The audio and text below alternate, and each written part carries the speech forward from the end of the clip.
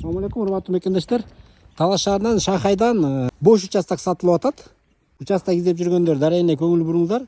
Бул мен турган көчө, мурунку аты Гагарина көчөсү.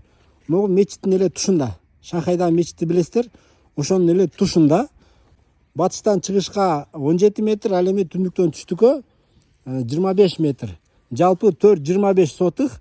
Бул Шанхайда билесиздер, бардык эле участоктор 4,25 болуп тилинген.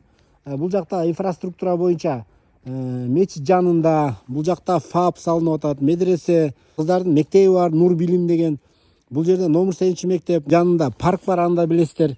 Бул жакта маршруткалар дагы тынбай каптап атат. Маңдайкы жагында забор менен тосулуп турат. Мен силерге азыр чыгып ичин көргөзүп берейин. Бисмилла. Мынакей туугандар. Içi пустой.